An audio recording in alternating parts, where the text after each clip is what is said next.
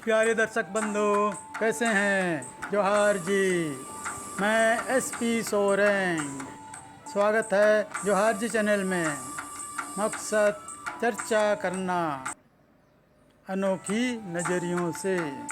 तो प्यारे कैसे हैं? बिहार का चुनाव ख़त्म भी हो गया, मुख्यमंत्री भी बन गए, एक मंत्री इस्तीफा भी दे दिया। ये चुनाव बहुत कुछ संकेत दे के गया है। क्या है वो संकेत, जानते हैं। अब देखते हैं चुनाव नतीजा का जरा विश्लेषण करते हैं। यहाँ पर जोहार जी ने अपना आकलन पहले ही दे दिया था। इसके तहत बीजेपी गठबंधन को 100 नहीं 90 सीट आ रहा था, 2 सीट एलजेपी को। इसके अलावा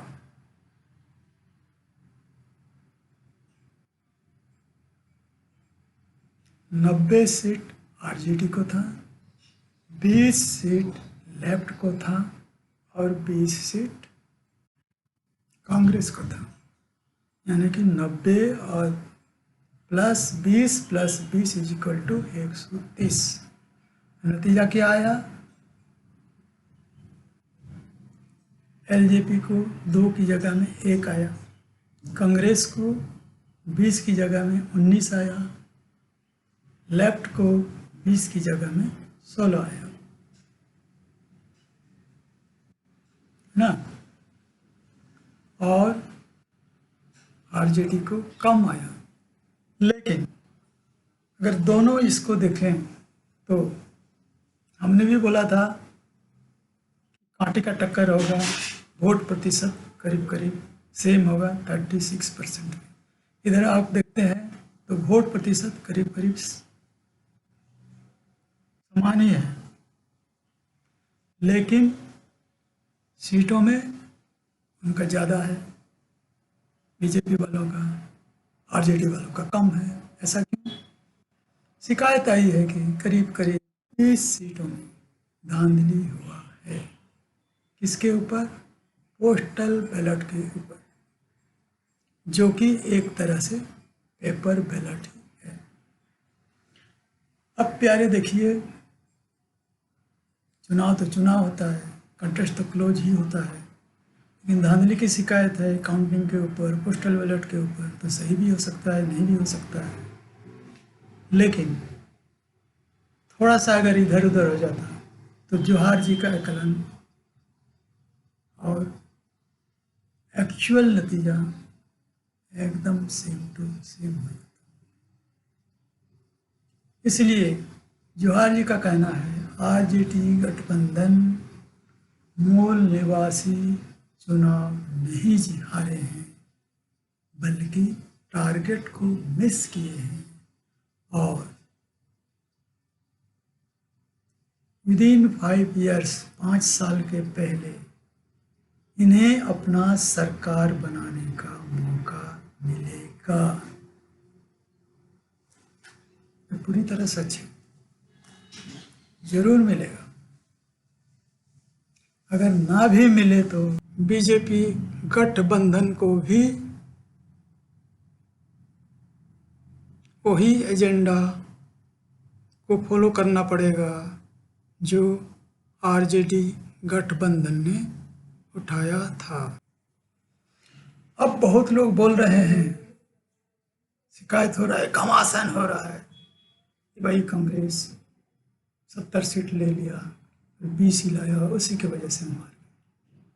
लेकिन बात ऐसा नहीं है। क्यों नहीं है? क्योंकि कांग्रेस का कोई जनाधार नहीं है। सारा जनाधार उधर चला गया, बीजेपी में। कांग्रेस एक स्केलेटन पार्टी है बिहार में, कम से कम। और स्केलेटन पार्टी है तो कितना लाएगा? कम ही ना लाएगा जी। 70 में से 20 लाया, 19 लाया, सही है। और बाकी जो 50 सीट था उसमें क्या है, कठिन सीट था, और उन सीटों में अगर लेफ्ट रहता या आरजेडी रहता तब भी हारता। ये हमारा आकलन कह रहा है, हारता और सीट की संख्या उतना ही होता। इसलिए कांग्रेस को कोसना दूसना सही नहीं है।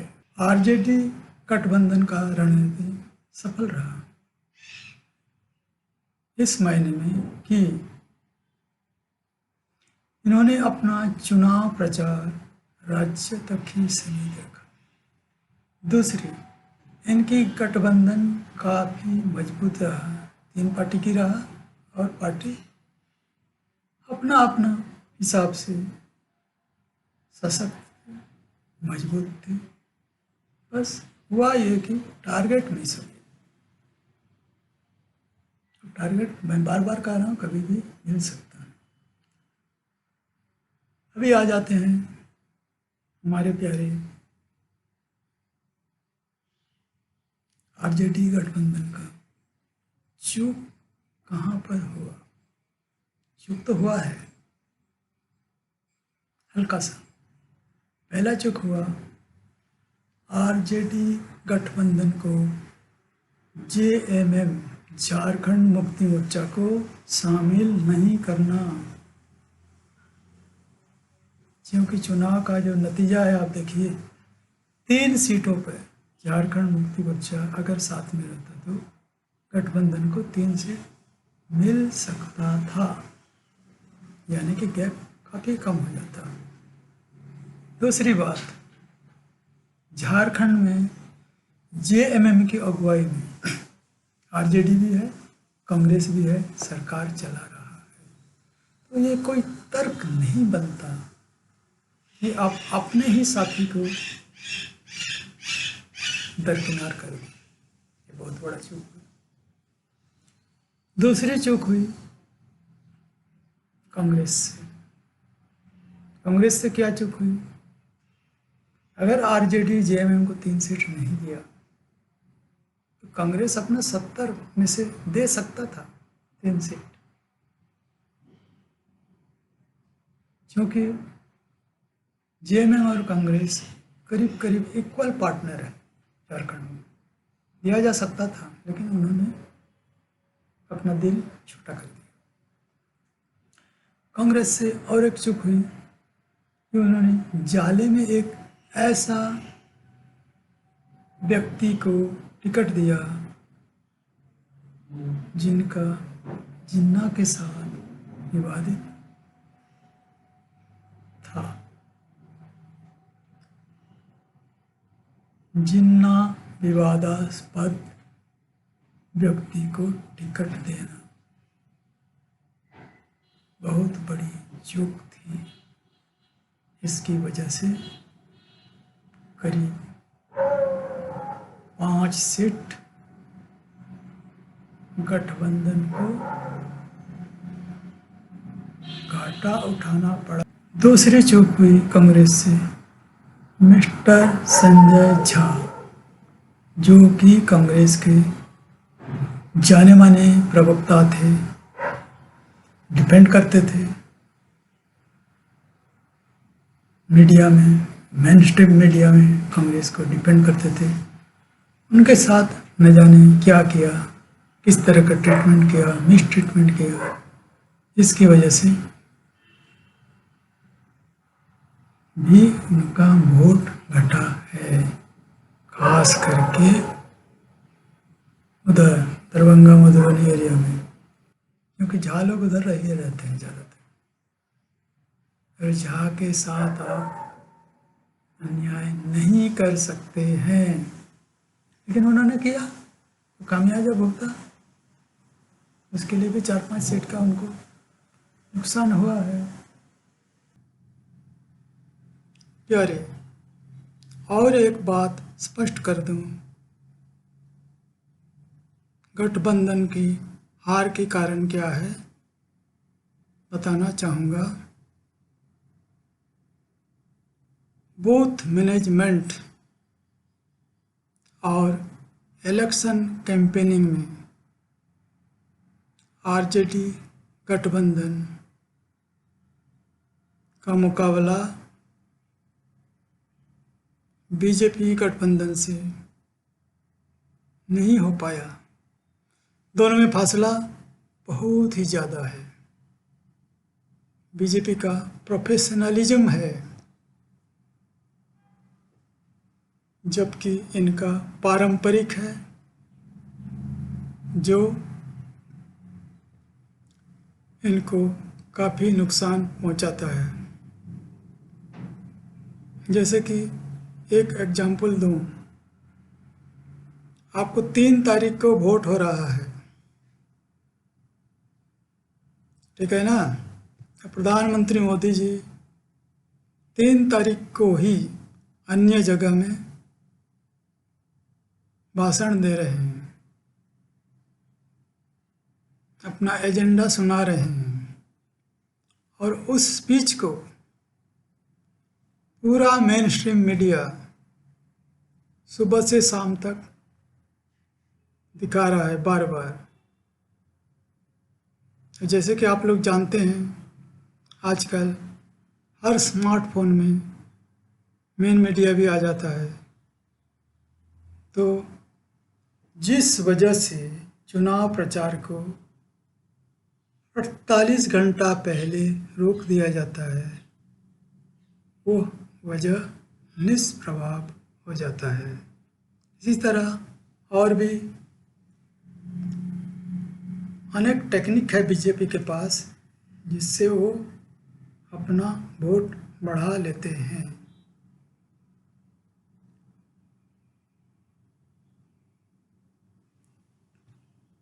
इसलिए मूल निवासी बोलिए या इसलिए गैर बीजेपी गठबंधन को अपना बूथ मैनेजमेंट और इलेक्शन कैंपेनिंग को आधुनिक करना पड़ेगा, बीजेपी का समकक्ष करना पड़ेगा। ज़रूरत है इसके लिए जवाहर जी जैसे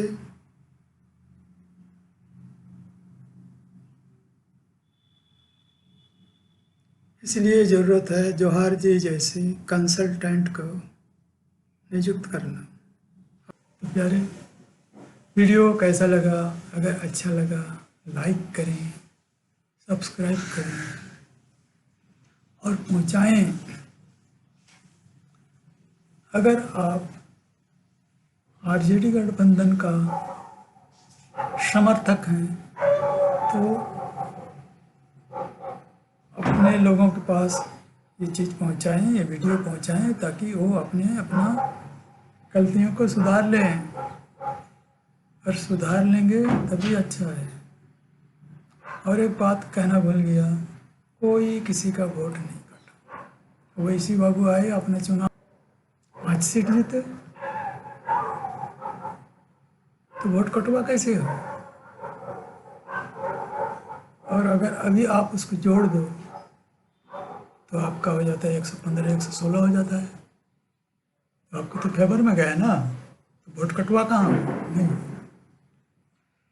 तो प्यारे, कैसे लगा? निश्चित रूप से लाइक करें, शेयर करें। जवाहर जी चैनल का थोड़ा सा बढ़ावा दें, ताकि और भी हम लोग दे सकें, एपिसोड निकाल सकें।